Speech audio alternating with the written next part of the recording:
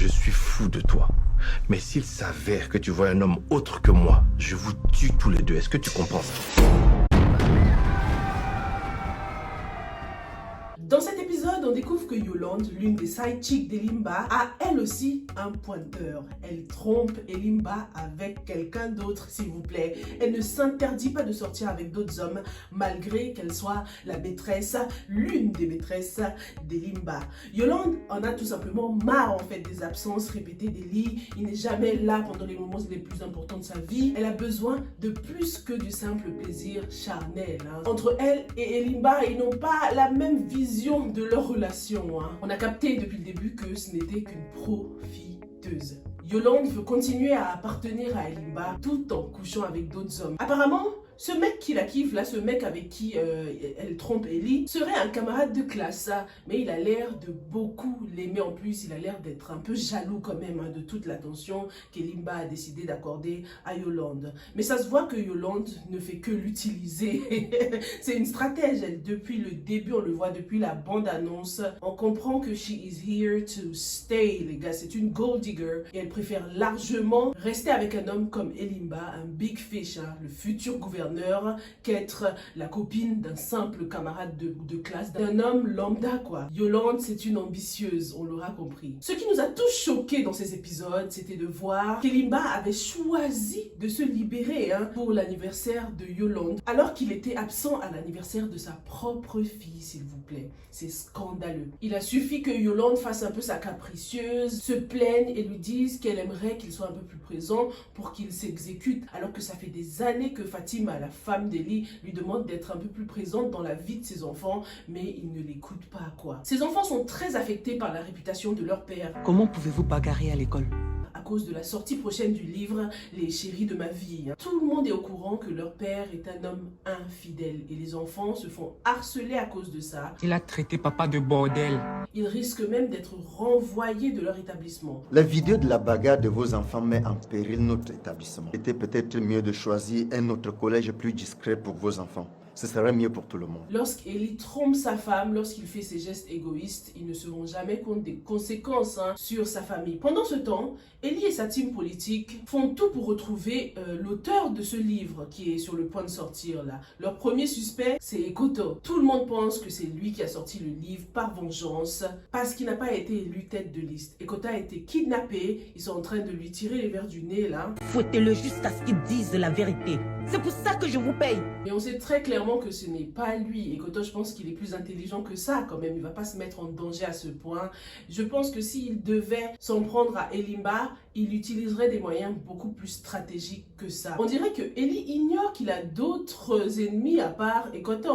Elimba devrait chercher ailleurs parce que même au sein de son parti, il a des ennemis. Ce n'est pas tout le monde qui est content de sa candidature. Pour être tout à fait honnête avec vous, notre tête de liste n'est pas à la hauteur. Maggie, elle, est super déçue de Elimba, son protégé. Elle qui pensait être la seule maîtresse, tombe des nues avec la nouvelle de ce livre. Elles sont combien? 10? 100? Tu me trompes avec toutes ces femmes, Eli. Maggie, c'est une femme hyper possessive, on l'aura compris. Et en plus, elle considère que Eli lui doit tout. Que c'est elle qui a fait de lui ce qu'il est aujourd'hui. C'est grâce à moi que tu es ce que tu es. Tout ce que tu as, c'est grâce à moi. C'est grâce à moi que tu manges.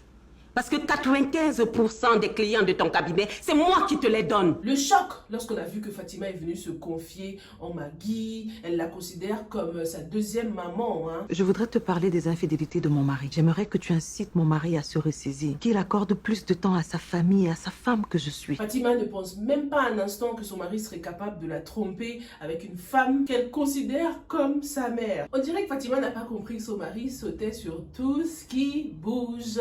Elle le connaît mal ou quoi? Heureusement que, ça y est, Maïmouna a décidé d'exécuter son plan. Elle avait promis à sa sœur de filer Eli pour essayer de le démasquer. Je vais le filer pour savoir où il va et qui il voit. Bon, là, malheureusement, sa première tentative n'était pas la bonne parce qu'elle est tombée sur un déjeuner d'affaires qu'elle a mal interprété. Donc, c'est pas avec ça qu'ils vont réussir à démasquer Elimba, mais j'ai confiance. Je pense que cette sœur ne lâchera rien. Et espérons simplement que le jour où elle aura des preuves, Elimba ne va pas réussir à la manipuler. Et espérons que Maïmouna ne finira pas par tomber sous le charme d'Elimba aussi, quoi, les gars. Qu'est-ce que vous en pensez? Est-ce qu'elle ferait ça à sa sœur? Elle pense tellement à ses propres intérêts qu'il faut s'y attendre, franchement. La famille voit clairement qu'Elimba n'est pas un homme bon et que Fatima devrait divorcer, mais Maimouna est bien déterminée à le garder dans la famille, quoi. Cet épisode confirme également ce dont je vous parlais concernant la religion musulmane, parce que je vous disais que les prénoms des personnages étaient musulmans, donc est-ce qu'on doit considérer qu'ils le sont? Et la réponse est oui. Fatima et sa famille sont bien des musulmans apparemment. Elimba se serait converti pour se marier, mais depuis son union avec sa femme, plus rien ne va. Entre Ngobo et son ex-fiancé, plus rien ne va également. Il a finalement très mal pris leur séparation et il lui fait vivre un enfer au travail. Donc déjà on apprend qu'ils sont collègues, chose qu'on ignorait jusqu'à présent. Ils bossent ensemble, ce qui veut dire que malgré leur rupture, ils vont être obligés de se voir almost every day, presque tous les jours. Je pensais que l'ex-fiancé de Ngobo allait beaucoup plus se battre pour elle. Je trouve qu'il a un peu vite jeté l'éponge, mais bon, on verra bien ce que la suite nous réserve. Ngobo a pris une grosse décision. Elle a décidé de couper le cordon avec sa mère. Elle quitte la maison pour s'installer ailleurs. J'ai besoin de mon espace, maman. J'ai besoin de construire ma vie. Mon foyer. Elle aurait dû faire ça depuis longtemps, franchement, surtout lorsqu'on a une mère aussi envahissante. C'est une très bonne décision, mais ça n'arrange rien. Peut-être que sa mère va se pointer justement tous les jours chez elle. Qu'est-ce qu'on en sait?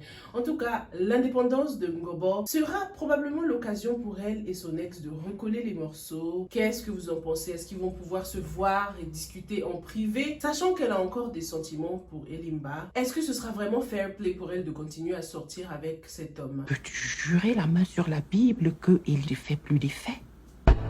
Elle risque de vraiment le faire souffrir, ce fiancé-là. Dites-moi tout dans les commentaires et on se retrouve demain pour la suite. Stay safe and stay blessed. Bye!